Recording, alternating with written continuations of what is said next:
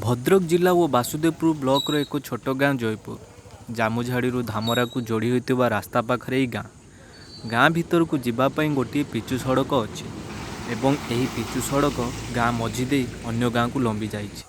गाँव में 150 परिवार बास करती। एथिरे 20टी मुस्लिम परिवार, 10टी आदिवासी परिवार, बाकी समस्त हिंदू परिवार।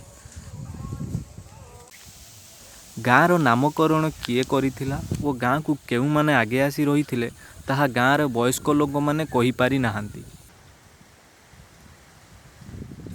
गाँवर चारिपटे उच्च ताल गछ आकाश को छुई जाइछि एवं एही ताल गछ को लगी जांब गछ सबू रही। अनेक वर्ष है ये गाँव स्मृति भावे तेंतुली गछ, ताल, जांब, बाउंश गछ आउ गोटे मंदिर छिड़ा होइछंती जो माने अतीतर गाँवर मुकसाकी होई रही जाइछंती।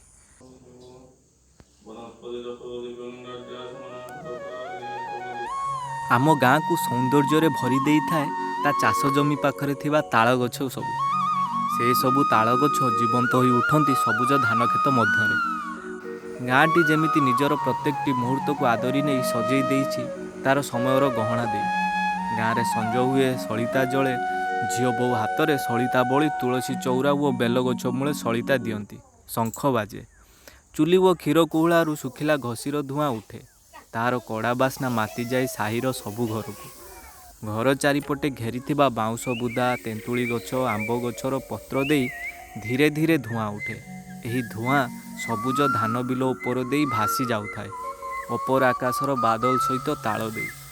गाँव में राति हुए, गाँ शोई जाए अंधकार रातिर कଳରେ जेमिति शोई जाए नवजात शिशु ता सेजरे। जेतेबेले मु मो गाँ को देखे पुणी थरे गाँ को बुझीबापाई जानिबापाई चेष्टा करे। हजि जाइथिबा एहार इतिहास को खोजिबापाई से इतिहास भितरे गढ़ी जीवन को, जो जीवन सुख दुख हस लुह भरा जीवन सबको खोजी बसे निज अजाणତରେ। पाठ बहिर इतिहास कहे अनेक जुगर कथा, अनेक राजार कथा, अनेक बड़ लोकों कथा, अनेक देशर कथा, केते केते राजको राजगाथा। इतिहास रे गाँर स्थान कहीं केउटी अछि? सेठारे रहुतबा गरीब लोक कथा, ता जीवन जीविकार कथा, ता अभाव अनटन भितरे बंचिबार संघर्षर कहानी। सेमाने केमिति रहुथुले, कौन खाउथुले, सेमानकर पिलाए केमिति पाठ पढ़ुथुले, इतिहास रे किछि मिलुनी। सेथिपाई मु लेखिबाकू चाहूची मो गाँर सांस्कृतिक इतिहास। गाँव में शिक्षा व्यवस्था कहले प्राथमिक विद्यालयटी अच्छी जोठारे प्रथम रु पंचम जाए पिला पढ़ती। यही प्राथमिक विद्यालय स्थापन पूर्वर गछ मूले पाठ पढ़ापी पिला जाउथुले। गाँव में अधिकांश लोक चाष उपरे निर्भर करती। चाष कहले धान चाष पुणी वर्षरे थरे हुए। जलसेचनर अभाव पाई अनेक प्रकार चाष होई पारे नाही।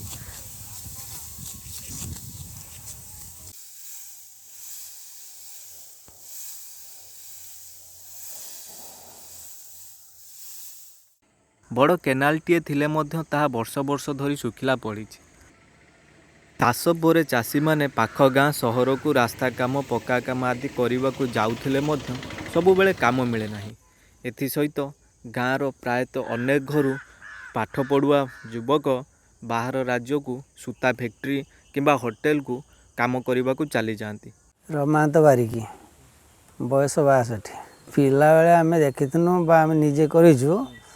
सेतेला माण दिछला ने 4 क्विंटाल 5 क्विंटाल होतला। तो होतला कंठा आसणी, उड़ाशियाली, जटिया ये प्रकार माने देसी धान सब होतला।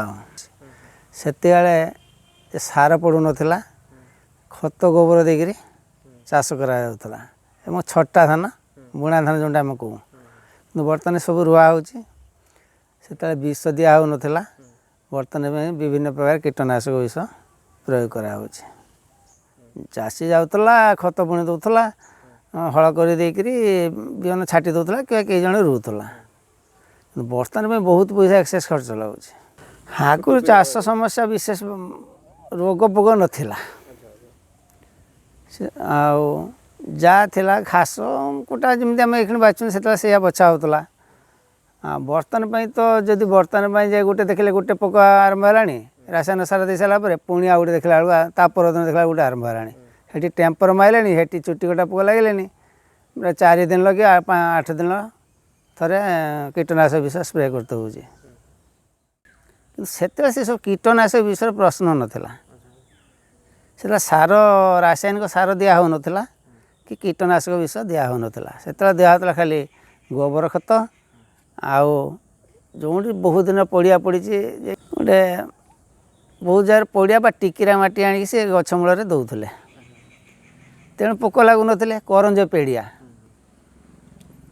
ପେଡ଼ିଆ ଯେଉଁ ଗଛର କରଞ୍ଜ ହୁଏ ସେ ପେଡ଼ିଆକୁ ଦେଉଥିଲେ, ପିତାଂଶ ରହୁଥିଲା, ପୋକ ଲାଗୁନଥିଲେ। କିନ୍ତୁ ବର୍ତ୍ତମାନ ପାଇଁ ତ ସବୁ ରାସାୟନିକ ସାର ଦିଆହେଲା ଆଉ କୀଟନାଶକ ବିଷ ଯାହାର ମୂଲ୍ୟ ଏ 10 ଗ୍ରାମକୁ 100 ଟଙ୍କା ପଡ଼ୁଛି ଆଉ। ସେତେବେଳେ ଥାଏ ମୋ ପିଲାଦିନ କଥା ବି ମୁଁ କହୁଛି। ସେତେବେଳେ ଆମର ଥାଏ ଯେଉଁ ଆଜି ଗୋଟେ ଥଣ୍ଡା ଜ୍ୱର ହେଇଛି, ଏଇ ପାଣି ଫୁଟେଇ ଦିଅ ତା ଦେହରେ ପତ୍ର ପକେଇ ଦେଇ ଫୁଟେଇ ବାମ୍ଫ ନିଅ ସେ ଛାଡ଼ି ଯାଉଥିଲା। ଏତେ ରୋଗ ହେଉନଥିଲା। ଥଣ୍ଡା ହେଲା ତୁଳସୀ ପତ୍ର ରସ ମୁଁ ଟିକେ ଖୋଲି ଦେଇକି ପିଲାକୁ ଦେଇଦେଲେ ସେ ଛାଡ଼ି ଯାଉଥିଲା। ଏଇପରି ସେତେବେଳେ ଥିଲା। ବେଶୀ ମେଡ଼ିକାଲ ଯିବା ନଥିଲା। ଏ ଗାଁରେ ତୋଟକରିଆ ସେଇଥିରେ ଭଲ ହେଉଥିଲେ ଆଉ। ଏମିତି ଯାଏ କୁହନ୍ତି ଗୋଟେ କାଞ୍ଜି ପାଣି ଯିଏକି ସବୁ କାଞ୍ଜି କରି ସେତେବେଳେ ଖାଉଥିଲେ।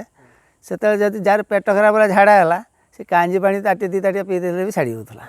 କିନ୍ତୁ ବର୍ତ୍ତମାନ ତାହା ଆଉ ନାହିଁ। ଯାହା କିଛି ହେଲା ମେଡ଼ିକାଲ ଚାଲ, ଯାହା ରୁଜୁ ହେଲା ମେଡ଼ିକାଲକୁ ଅଧେ ପଇସା ଦିଅ।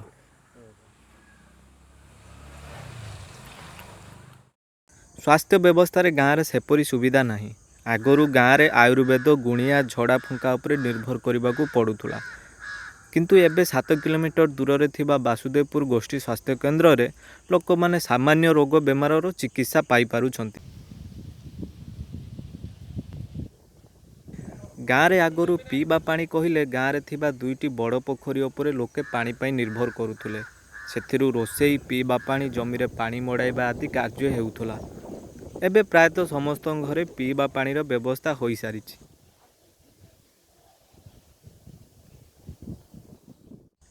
ଜାତି ପ୍ରଥା ଗାଁରେ ପ୍ରାୟ ଦେଖିବାକୁ ମିଳେ ନାହିଁ।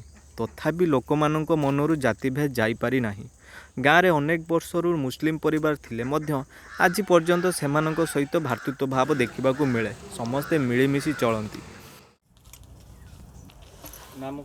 ନାମ ହେଉଛି ବେଗମ ବିବି। ବୟସ 40 ବର୍ଷ। ଜୟପୁର। ରହିଲେଣି 15 ବର୍ଷ ପାଖାପାଖି ହେଇଯିବ। ଏଠି ଗାଁରେ ଅଛନ୍ତି 30 ଘର। ହଁ, ସବୁ ପର୍ବପର୍ବାଣି ହୁଏ ହିନ୍ଦୁ ମୁସଲମାନ ସାଙ୍ଗର। ନା ଆମର ଝଗଡ଼ା ଝଗଡ଼ି ଏଠି କିଛି ନାହିଁ, କିଛି ହେଇନି। ସବୁଆଡ଼େ ରାଇଟ୍ ଫାଇଟ୍ ଭଲ ମନ୍ଦ ହୁଏ, ଆମର ଏଠି କିଛି ହୁଏନି। ଆମର ହିନ୍ଦୁ ମୁସଲମାନ ଆମର ସବୁ ମିଳିକି ଚାଲିଛୁ। ଆମର କେଉଁଠି କିଛି ହେଇନି।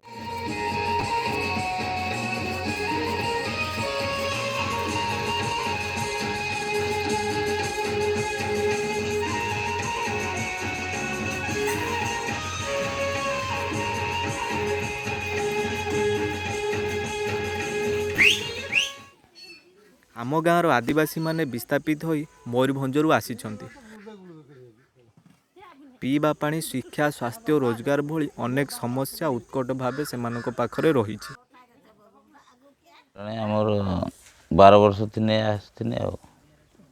ସେଠି କ'ଣ ଅସୁବିଧା କ'ଣ ହେଉଥିଲା ଯେଉଁ ଏଠାକୁ ଆସିଲ? ଅସୁବିଧା କି ଏ ଅସୁବିଧା, ଆମର ଜାଗା ବାଡ଼ି ସେଠି ନଥିଲା, ସେଇଥିପାଇଁ ପଳେଇ ଆସିଥିନୁ ଆଉ। ଏଠି ମାନେ 15-16 ଏକର ଜମି ପଡ଼ିଆ, 16-15 ଏକର ଜମି ପଡ଼ିଆ ଧର ଆମେ ପଡ଼ିଆ ବି ଭାଙ୍ଗିଲା ପରେ ଗାଁ ଲୋକ କହିବେ ତମେ ସେ ଆଗକୁ ଯାଅ, ଏସବୁ ଆମେ କରିବୁ। ଘୁଣ୍ଟେ ଜମି ଦେଇଛନ୍ତି। ଘୁଣ୍ଟେ ଜମିର କେତେ କ'ଣ କରିବୁ ଆମେ? ମୋର ତ 3ଟା 4ଟା ଛୁଆ, ସେ ଘୁଣ୍ଟେ ଜମିର ଚଳିପାରିବେ କି? ଗଭର୍ଣ୍ଣମେଣ୍ଟ ତ ସେଟାର କିଛି ବୁଝିଲାନି କି ଆମ ନେତାକୁ ତାକୁ କହିଲେ ନାହିଁ। କୁହନ୍ତେ ଗାଁରେ ପ୍ରତ୍ୟେକ ପିଲା ଗୁଣାତ୍ମକ ଶିକ୍ଷାର ଅଭାବରୁ ପ୍ରାଇଭେଟ୍ ଟ୍ୟୁସନ୍ ଉପରେ ନିର୍ଭରଶୀଳ। ସେଥିପାଇଁ ଗାଁରେ ଗରିବ ପରିବାରର ପିଲାମାନେ ଶିକ୍ଷାରୁ ବଞ୍ଚିତ। ଗାଁରେ ହଠାତ୍ ବଦଳି ଯାଉଥିବା ଆଧ୍ୟାତ୍ମିକ, ସାଂସ୍କୃତିକ ଓ ଧାର୍ମିକ ଚେତନା କିଭଳି ଭାବେ ଏକ ଅନ୍ଧବିଶ୍ୱାସ, ପ୍ରଥା ଓ ପରମ୍ପରାର ରୂପ ଧାରଣ କରିଛି ତାହା ମୋତେ ଅଧିକ ଚିନ୍ତିତ କରେ।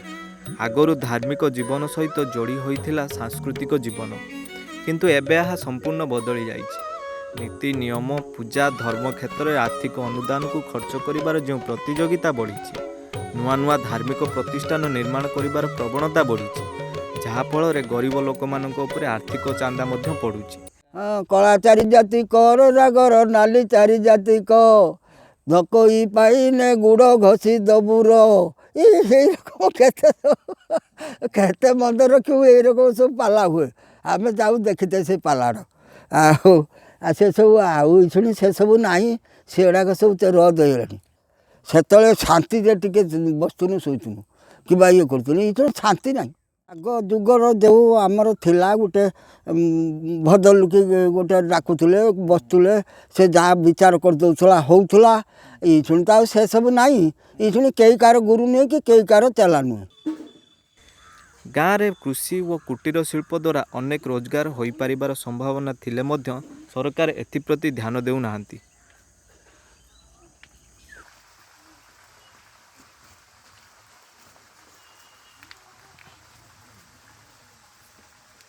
धार्मिक कुसंस्कार दूर कर विज्ञान सम्मत चिंता चेतनार प्रचार पाई गाँ लोक मानक मध्य सचेतनता सृष्टि करने प्रयास करी गाँव में लोप पाई जाउथुबा मूल्यवान गछ और जैव विविधता को किपरि भाबे पुणी थरे सुरक्षित करिहेबो से दिगरे कार्य करी गाँव में थिबा लोक माने किभଳି भाबे बाजार व्यवस्था उपरे संपूर्ण निर्भरशील न होई आत्मनिर्भरशील हेबे से दिगरे कार्य करिबाठु एबेठु प्रयास करी।